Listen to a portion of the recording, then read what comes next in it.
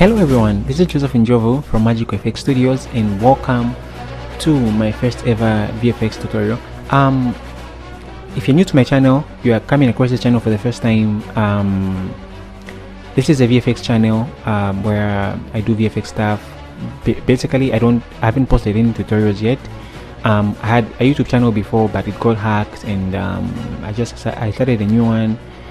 So I haven't posted any tutorial here yet. Let's take a look at what we're going to be creating.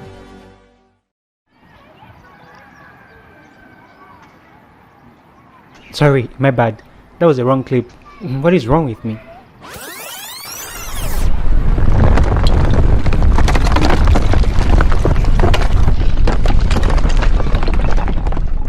Awesome and sick. I mean, who would have thought that Cinema 4D can create such an effect?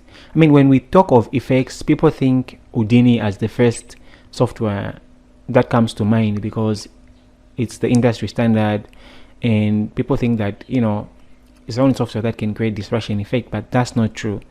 I can assure you that Cinema 4D can do 80% of the distraction stuff that Houdini can do, and there's only like 5% chances where I would resort to using Houdini, because I can prove you wrong. Like, I can do 80% of distraction stuff inside of Cinema 4D. So this tutorial is going to consist of a few steps, and I know what you're thinking right now. I should get to the tutorial because you can't wait to see it, but trust me, this is the tutorial, and if you skip it, you're going to run into problems and you might not know how to solve them, and then you wonder how yours look bad and why mine looks great. So just be patient and let me tell you what I have to tell you. Moreover, I'm the creator right here, so if you don't have patience, you better click exit. Just kidding, don't click exit.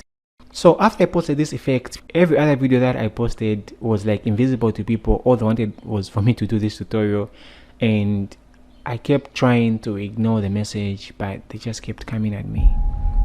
They haunted me in my dreams. I couldn't sleep, I couldn't eat. My life was a living hell. I could hear their voices. Everywhere I go, I could see their messages pop in my head.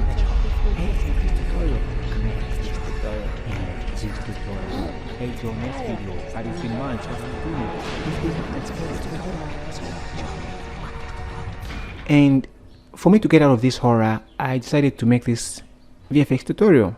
Though I might disappoint you a little bit, I'm not gonna do a full 1 hour or long tutorial length. It's gonna be more of an overview to just give you an idea of how I did it.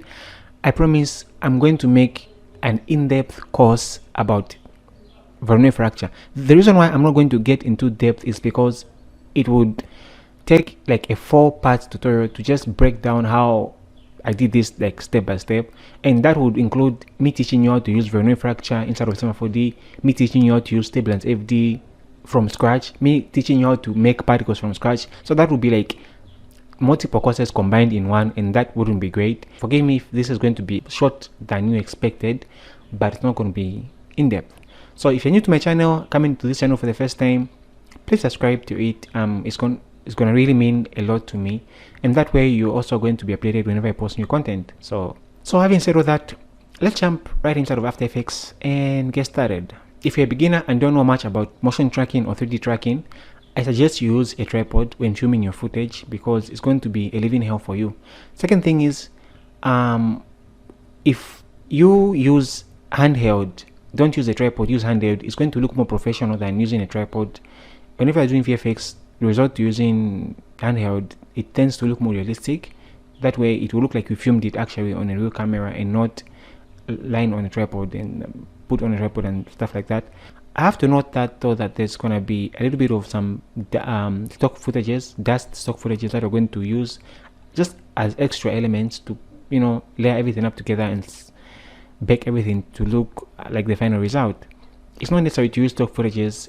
It could have worked without stock footages, but I just like to use that when I'm in a hurry and don't want to spend like all of my time trying to simulate everything inside of Turbulence Fd. Moreover, I just got married, so I don't have all the time to do all crazy stuff. I have to spend time building up my family and work, and you know, you get it. Alright, so start by importing your video or still image, whatever that you have that you want to use for practice for this effect. In my case, it was a moving video, so I had to import it, then go to animation, then track the camera, And then once the camera is tracked, I have to create a solid that will be representing the floor or ground plane by selecting a lot of points and then just creating a solid and just scaling it up to fit that part, then exporting, saving the camera data as a C4D file to use later inside of Cinema 4D. Inside of Cinema 4D, we create the background, then we create a floor, a plane, and we haven't imported the camera yet because sometimes things tend to be a little bit big when you import the camera. So I love doing this in a separate project, then after I'm done, later import the camera inside. So once we do this, we create a cube on top of the plane. We create the cube on top of the plane and scale it up to fill the frame, or make it somewhat bigger. Next thing is you get a Voronoi fracture and you create a new material, then you throw that material on the cube, and we want to project that material on the cube and stick it so that no matter the pieces where they go, the materials and the textures will still stick to that. We want to select on the material and go to generate UVW coordinates, and you can see it makes something weird, and that is because the cube doesn't have a lot of subdivisions, so we have to subdivide it. If we get off the camera and you see the subdivisions, they're not that much, so just select everything and click US a couple of times and that will subdivide the cube. And now if we go back to the material and click on generate UVW coordinates, you can see that the texture just sticks how it's supposed to. Next thing is we want to put that cube inside of a Voronoi fracture, and want to create another cube and put it on the middle of the Voronoi fracture, and this second cube is just going to be used as the source of the fracture. So where this cube is where the fracture is going to happen, and click on the Voronoi fracture, then go to the sources tab and put that inside of the sources tab. Rename that cube to cube source and change the creation methods to volume and increase the point number to something higher until the middle of the Voronoi fracture tends to have more pieces than the outside. So wherever the cube source is, it's going to have more pieces on the middle than the outside, which is something that we want. Next thing is we create a rigid body tag, put it on the Voronoi fracture, and create a collider tag and put it on the floor. Once we play this, everything will just fall down and everything will just break, and we don't want that. We want only the middle parts to fall. So to do that, we want to create a MoGraph selection tag, which is found in the MoGraph menu. It will create points, and we have to paint the middle parts, which is the parts that we want to break. So we want to paint the middle parts yellow, so meaning the middle parts are going to break and the other parts won't break. Next thing is we want to grab the MoGraph selection tag and put it in the dynamics tag in the second slot of the MoGraph selection, and if we play that now, the middle parts are going to break and the rest will remain, which is what we wanted. But we don't want that. We want the pieces to break not at the same time, but we want them to break. So what we're going to do is we're going to create an effector by going to MoGraph menu and creating the plane effector. Then we change the fall off to box fall off, and we'll start animating that fall off to move from the beginning to the end. We'll start by changing the size of the position to 0 and increasing and checking the rotation and putting a very small value in the rotation. So this effector is what's going to trigger the animation, the fracturing. We want to click on the dynamic tag and change the trigger from immediately to at velocity peak, and that way wherever the effector passes, it will fracture the pieces as it passes wherever it's passing. So it's up to your timing to time it right, to move a bit slower or move a bit faster, but wherever it passes, it will break the pieces just like that. We're going to go to the Voronoi fracture and antique chiralized fragments, which will just review the original material of the cube that we projected. Next thing is we're going to go to the Voronoi fracture and enable selection tags, and we're going to create a second material, and we're going to use that as the inside texture for the pieces. So by clicking on the selection tab, you can see the inside and outside selections, which by right now the inside doesn't have anything. So if we put the second material on the cube and grab that inside selection tag in the selection slot, it'll just apply that second texture to the inside faces. And if we change the projection to cubic, it will change the projection to cubic, and you can scale it down and adjust it however you want to do that. Next thing is we want to create the inside piece by repeating the same steps, creating a cube, putting a selection tag and putting a rigid body tag, and let the middle pieces collapse on themselves. Then that way we're going to create the second geometry that we'll put as the underground geometry. So by making it editable and selecting the pieces, you can delete the pieces that are fallen, and the geometry is going to be static, just like that. And once we delete the pieces that are fallen, we can select all of the pieces and just connect plus delete everything, which will make it one geometry. Then we can just begin scaling it up and duplicating it to put it underground, which will make it something that will look like an underground geometry. The next thing, we're going to adjust our physical sky.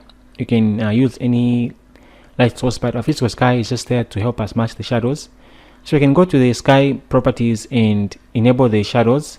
Then you can just rotate it to match the shadows in our background, and you can also match the time in the physical sky to exactly the time that you filmed the footage or sunset. In my case, I just changed the country and the time that I filmed this.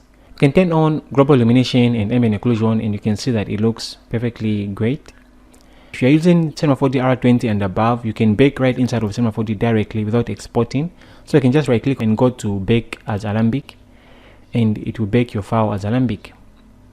So once the baking is done, you can go to the end of the timeline and select all of the pieces that are supposed to be the middle pieces, and without doing anything, you can just click Alt G, and that will group all of the pieces together. And you can just click hide so that you see the remaining pieces that needs to be selected.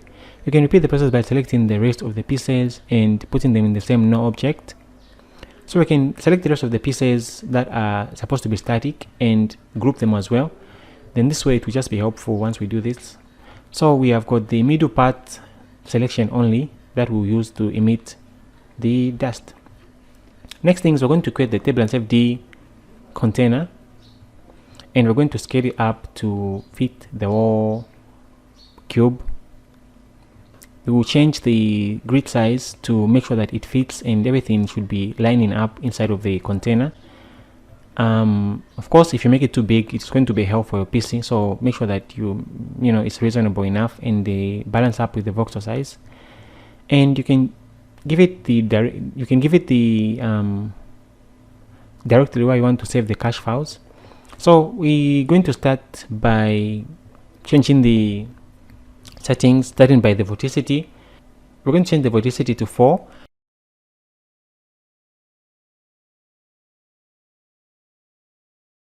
We're going to change the turbulence to 10. The smallest size, we're going to change it to 4, and the largest size, we're going to change it to 8. And we're going to go to the temperature, and we're going to change the cooling to 3. And we're going to go to the density and just skip it because we'll be using the temperature as the emission. Then we're going to go to the rendering tab, and we're going to change the mapping to temperature. Then we're going to go to the gradient and just give it a slight gradient of color so that it is shaded a bit differently. We're going to go to the fire shader and change the mapping to none since we don't want to do any fire. We're going to go to the general tab and change the step size to 90 and the shadow step size to 90 as well. We're going to go to the Turbulence Fd emitter tag, and we're going to click on it, and we're going to check collision object, which will just mean that the fluids are going to collide with the objects. Then we'll go to the channels and make the temperature 1, and we'll go to the force and make the pressure a little bit in the negative value. And we're going to go to the texture and just create a noise texture in there, and that will just help create a noise pattern in the dust. Then we're going to create some contrast and increase the global scale. Then after that, we're good to make the first preview for that to just see how it will look like. So just click on start cache simulation and it will just show you the preview for that. But you can notice something, and it shows that the emission is happening at it's happening on all the pieces at once, and we don't want that. We want the emission to start from the breaking of the pieces to the end, so we don't want it to show all at the same time. And to make sure that this stops, we just have to, it's very simple to solve this. Just add the Turbulence Fd emission tag on the other pieces, the pieces that are supposed to be static. So just go to Turbulence Fd meter tags and then just click on collision object, and then just go to the middle pieces meter tag and just change the radius to 0.5 or 0.4. And now if we start simming the simulation, we're going to see that it will show only where the pieces are breaking, and that is great because that's what we wanted. Now the simming can be done, and you just have to wait for a few hours or minutes depending on your PC or the graphic card that you're having. I actually did a secondary dust simulation on top of this for the inside pieces to just fill it up in and not be plain the way it's looking. So I did a secondary dust simulation for that. Use the same settings, except it was more in the downward direction. Again, I know you might not understand all this, but I'm just showing you the overview of what I did, and I'll be able to make in-depth tutorials to teach you how to use these plugins and softwares. So next thing that I did is, you can see I didn't start my project in the tracked camera, the one that I tracked inside of After Effects, and the reason why is, like I said before, everything tends to be so big, and you might not manage your project well if the scale is very, very, very big. So after I did everything, simulated the dust inside of Turbulence Fd, I then selected all the objects and then grouped them up in an object. Then I brought in my camera, the one inside of After Effects. Then after I did that, after I brought in the camera, then I had to scale the no object up to fill the whole screen, and that way it will save you time and everything will move accordingly. Nothing will change. Whatever the simulations that you did will remain the way it is, and it won't cost you, your machine and your RAM. It won't cost you your machine and your RAM and your graphics card. So by scaling it after you're done, it will just help you, and that's exactly what I did. I just aligned it up in the camera view and just make sure that it's matching up. Then once we're done, I apologize for the noise in the background. I don't exactly know what they're doing in next door. They are drilling or something. I repeated the same steps with Xparticles. I got the same Alembic file, and the inside pieces and the static pieces, the fracturing inside pieces, I put them in a connector, and the static pieces I put them in a connector as well, because Xparticles, to read the source, it has to be in a connect object. It's not supposed to be like Turbulence Fd where it was just a no object. You have to put the no object inside the connector. Then after that, I created two emitters. The first emitter was emitting a few number of particles, then it would stop halfway, and then the second emitter would start emitting halfway until to the end. And that is just a method that I figured out, and it was just helpful doing the project that I was doing. And I didn't do these things just at one go. They took trial and error, just testing out things and stuff. And what I did was to have the particles emit as the pieces are breaking. Unlike Turbulence Fd, I created a Q volume which I animated to follow the breaking pattern. So as the pieces are breaking, I wanted to have the particles emit and only show where the pieces are breaking, and that way the Q volume was killing the particles outside the box, so meaning the particles will only show where the box is. So wherever the box is, that's where the particles will be. So by animating it to follow the breaking pattern, the particles will only show where the box is. I don't know if this makes sense or if it's confusing to you. So you can see the box has been animated and the particles are only showing where the box is going, and you can see the particles that are coded red, and those are the particles that started halfway the break. So the white particles were ending exactly on the middle, and then the red particles will start on the middle of the box. And you might wonder why I did that, and that is because I wanted no, I didn't want the particles to emit for the whole time. I wanted them to have an emission, a start emission and a stop emission. So they will start and stop, then the particles will start, the secondary particles would start on the middle and just, you know, go all the way to the end. Next thing is I added Xparticles collider tags on both the inside pieces and the static pieces, and that way they'll just collide with the pieces as they emit. Once I did everything, I did a preview of the particles and they look something like this. And once that was done, I created a generator and I put those particles inside of the generator tab, and I created I got some pieces from the Alembic files and put them inside of the generator and just link the emitters to the generators which generated the particles as geometry and as not the particles. And I know you might not understand this, you might not know Xparticles, and you're expecting me to go in depth with that, but like I said, it would take multiple tutorials for you to understand and learn a plugin, and not just inside of one tutorial, because this tutorial like consists of a lot of things and I can't teach you from scratch like every detail of what every plugin does, so that would take like a lot. So hope you forgive me for that. Once everything was done, lit and rendered, I came inside of After Effects and time for my compositing.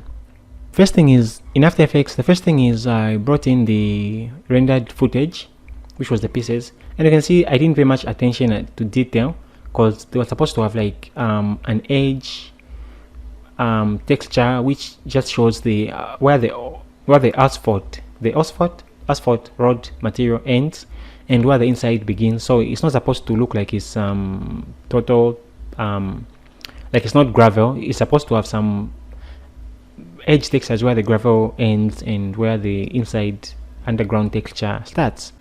So I just had to put a levels effect to match the sunlight in my footage, because the sunlight in my footage is shifted over time as it moved.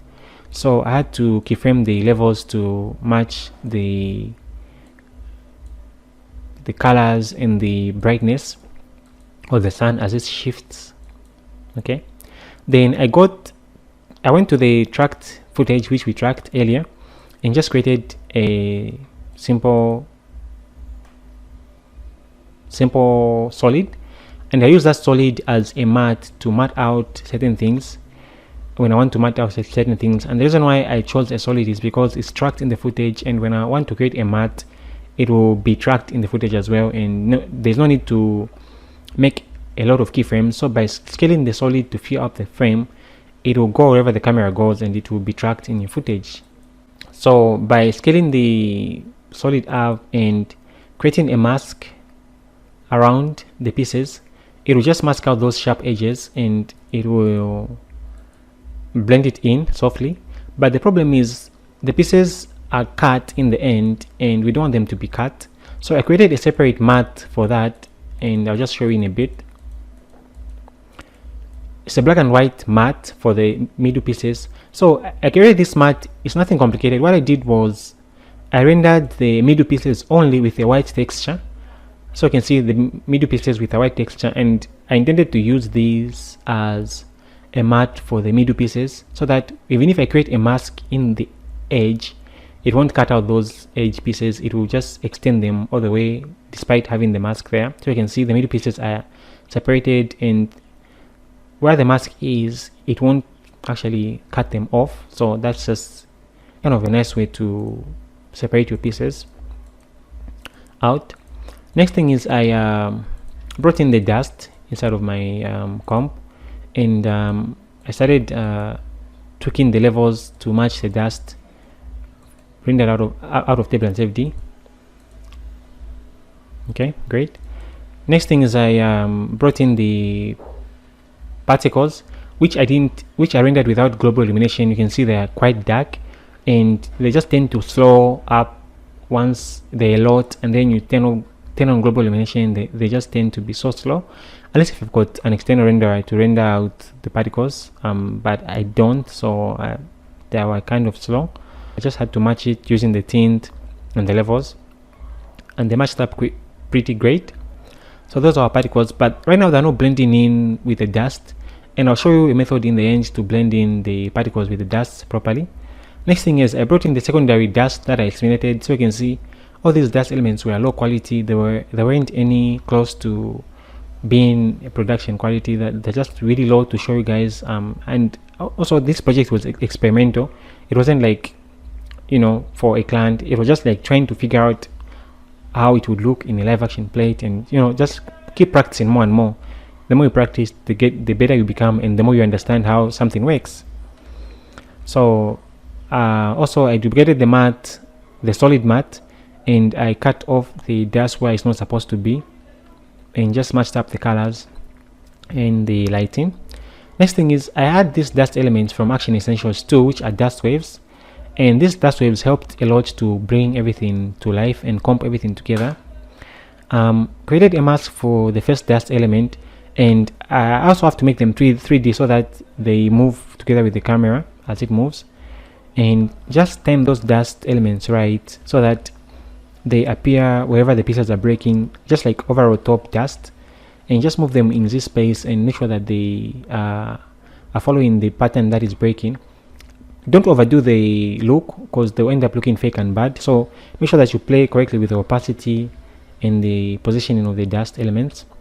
Once that is done, I brought the dust on camera, which covers the camera, as the, you know, we need some overall dust to create on camera. And it's not that Turbulence Fd can't create these dust elements. It can very nicely, but again, like I said, time. You need time to simulate. These things take time to simulate, to set up, to go back and forth to get the look that you want. So sometimes it saves you time when you've got stock elements to just put on top. Okay, to put on top the rendered simulated version of yours. So just keep on. I just kept on layering the dust elements on top and just changing the looks. Next thing, I added the falling dust from the same stock footages, and I put those falling dust elements in the sides of the underground inside pieces, and I just kept them up to have dust elements flowing downwards, and this just helps blend in together with the dust elements that we already have.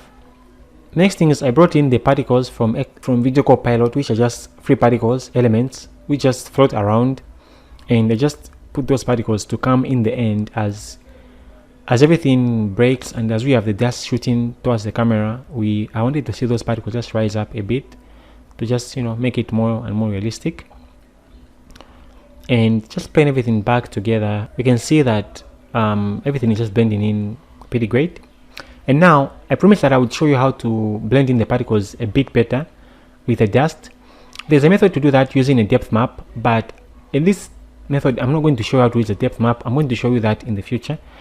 There's another way that I do, which is kind of a cheat and not the way to go about it, but it helps when you are quick, and that is creating a mask on the particles and then just feathering it way too much, and the feathered parts will be blending in together with the dust a bit better. So by creating that mask and increasing the feather, it will act like a fake depth map to just push the pieces in between the particles, you know, better than they were. And you can just keyframe that mask to up or down, and depending on where you move it, the pieces will appear to be behind or in front of the dust, and it's just kind of a fake way to do that. Next thing is I added a Gaussian blur on the main render to just match it with the background. Again, never ever skip the part where you add the blur to your rendered to your 3D renders, because they tend to look sharp in 3D. So just add a little bit of a blur to make sure that they look you know, they blend in with your footage. Next thing is just I pre-compose everything all together, and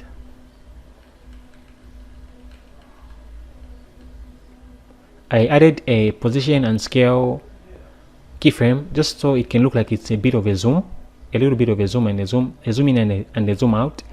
And I added Smart Motion Blur plugin to add overall motion blur on top of everything, and you can see how the final result looks like.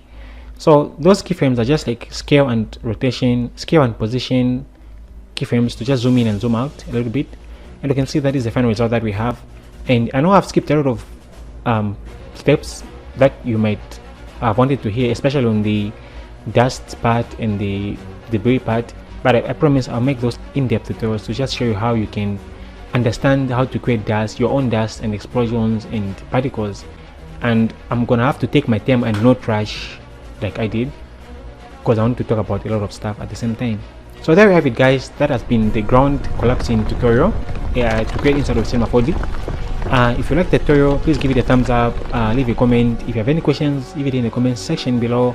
I will surely be happy to answer you and, you know, to advise you where you are behind, where you want me to shed more light or whatever.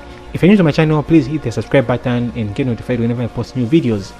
This has been Joseph Njobu from Magic FX Studios. I'll see you next time. God bless and never stop learning.